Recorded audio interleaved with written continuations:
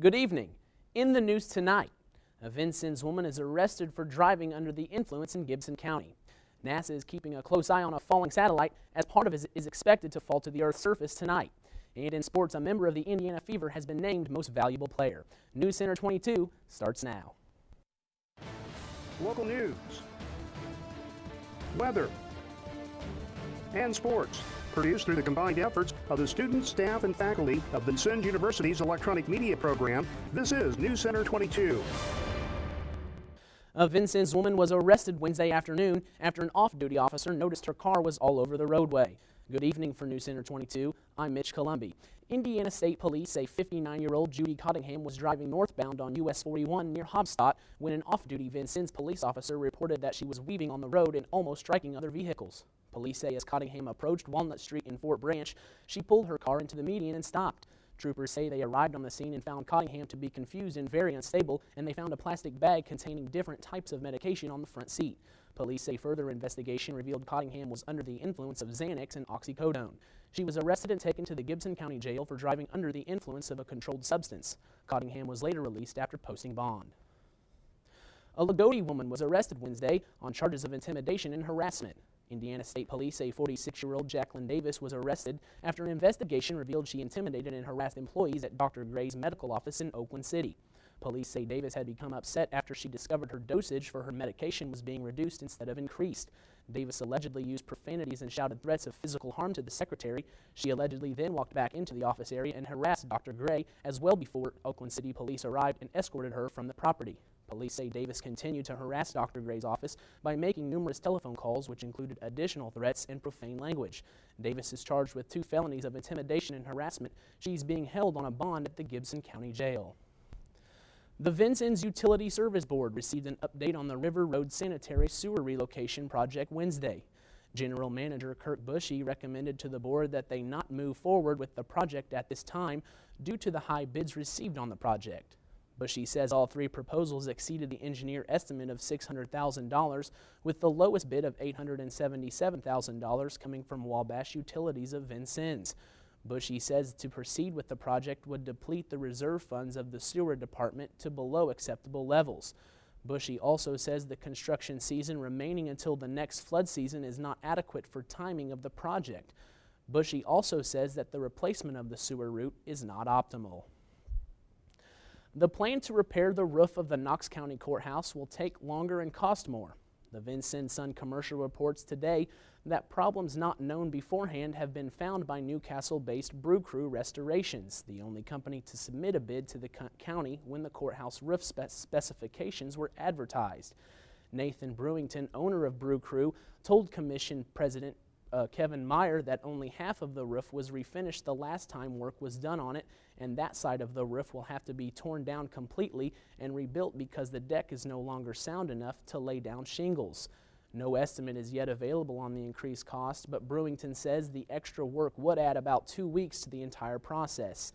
The initial cost of the project came in at just over $88,000.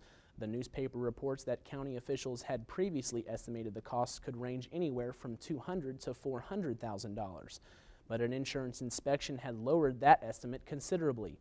Meyer says he will bring updated costs before the county council as soon as hard numbers are available.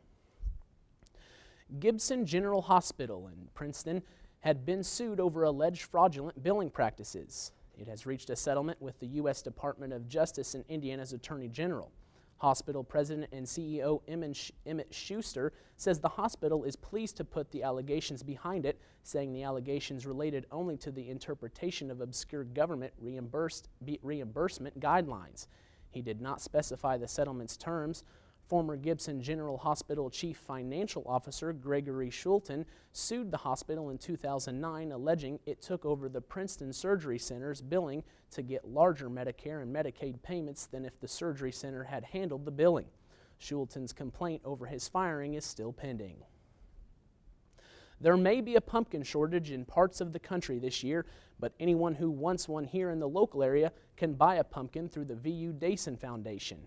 The annual pumpkin sales will begin on Monday to support scholarships for Knox County students to attend Vincennes University.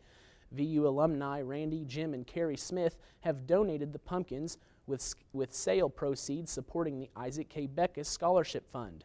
The pumpkin sale will continue until all pumpkins are sold. The Dason Center is located at the corner of 3rd Street and College Avenue and is open from 8 a.m. to 4:30 p.m. Monday through Friday. Still to come on News Center 22, a dead satellite is expected to fall to the Earth's surface tonight. We'll have the latest. And are you considering an upgrade to the iPhone 4? You might want to rethink that decision. We'll tell you why when we come back. Stay with us.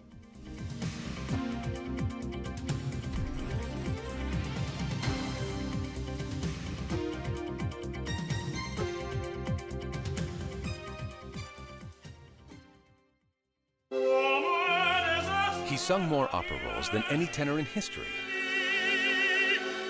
Now, the legendary Plácido Domingo tells us which were his personal best. My favorite roles. And why. In real life, I want to be happy, but on stage, it's wonderful to suffer. Join Plácido Domingo on an intimate journey through his favorite roles.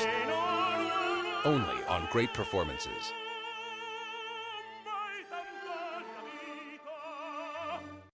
Americans were down and out. They were losing their jobs and their houses, and they wanted a hero that was beat up like they were. What do they call him? Seabiscuit. This horse had to come from the bottom of the heap. They're head and head. It's horse against horse. For a brief moment, a little brown racehorse wasn't just a little brown racehorse. Seabiscuit on American Experience. Seabiscuit is the winner.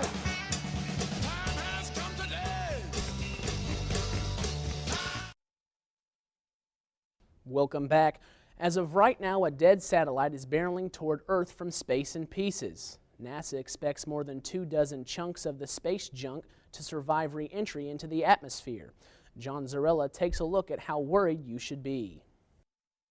The clock is ticking. Sometime after midnight tonight, if NASA's calculations are right, an old dead satellite will re-enter the Earth's atmosphere and burn up. Most of it, but not all of it. About half a ton will make it through. There are some pieces that are made of stainless steel and titanium and beryllium that have very high melting temperatures, and those pieces will survive. And we have a list of about 26 pieces, and they range from a few tens of pounds to a few hundred pounds in size. You heard him right. Some of the chunks of junk could be hundreds of pounds. But there's no need for you to run out and buy a hard hat. NASA scientists in Houston say there's very little risk that any of the debris from the 6-ton UR's, Upper Atmosphere Research Satellite, will hit you. You can be hundreds of miles off in where it's coming down. And Harvard University astrophysicist Jonathan McDowell believes the space agency is probably right, because much of the Earth is water. This is not like the old Skylab scare of the 70s when you had a 70-ton space station crashing out of the sky. This thing's only 6 or 7 tons.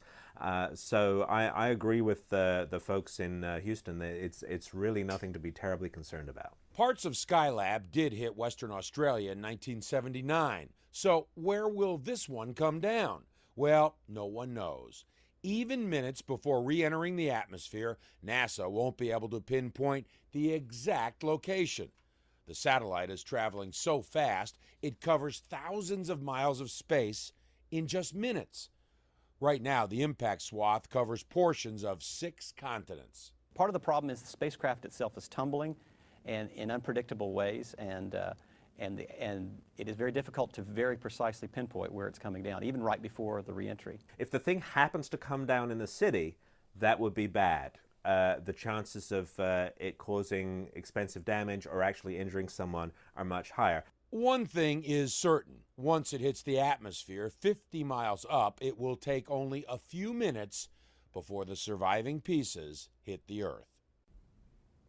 The U.S. Supreme Court has denied the final appeal for condemned killer Troy Davis. Supporters of Davis quietly took in the news outside the Georgia prison south of Atlanta, where Davis was put to death Wednesday night.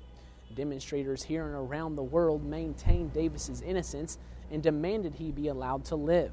But his attorneys ran out of legal options Wednesday night when the Supreme Court rejected his last appeal about 3 hours after the scheduled execution. Davis died by lethal injection at 11:08 p.m. Eastern Time.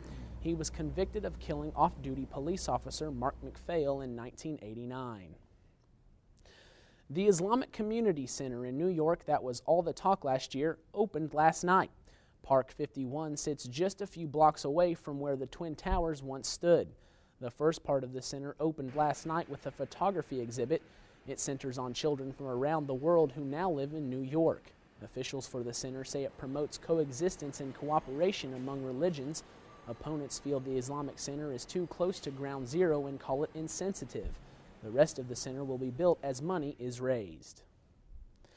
The number of people applying for unemployment benefits dropped last week, but it was still higher than experts expected.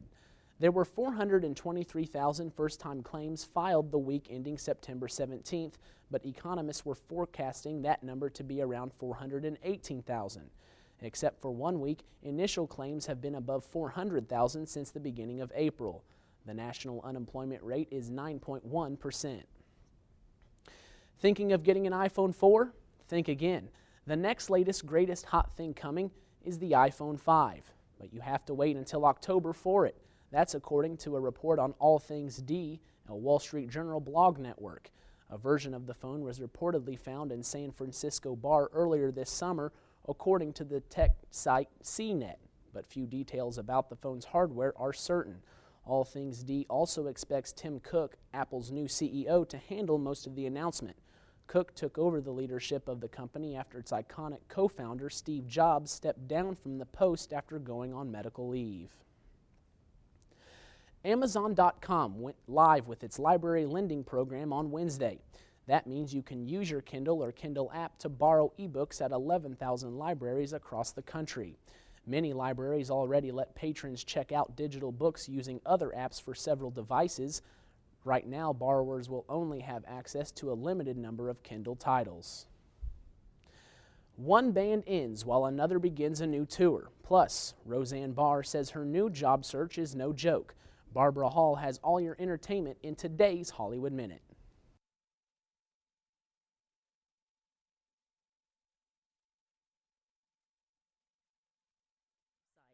On it, the four members announced, quote, "We have decided to call it a day as a band." The bandmates behind such hits like What's the Frequency, Kenneth? Have been together for 31 years. The musicians say they realized the timing was right after working on a greatest hits retrospective. While one band signs off, another announces it's going on the road. Guns N' Roses has scheduled its first U.S. tour in 5 years. The legendary hair metal band will perform a 2.5-hour show on the tour, which runs from October 28th to New Year's Eve. Sean Diddy Combs' latest venture is Turning Heads, a $65 coffee table book featuring artistically rendered images of women's rear ends. Combs is listed as an executive editor of culo, the Italian word for buttocks. Don't laugh.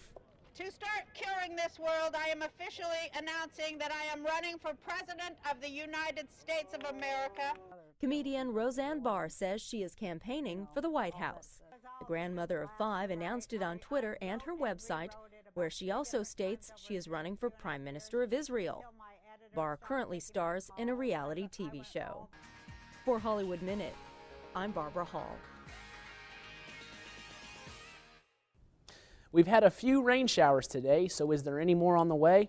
Danny Taborn is here now to let us know just that. Danny? Yes, there is, Mitch. Our chance for rain is increasing as we move into the night tonight. I'll let you know if it's going to stick around for the weekend when we come back.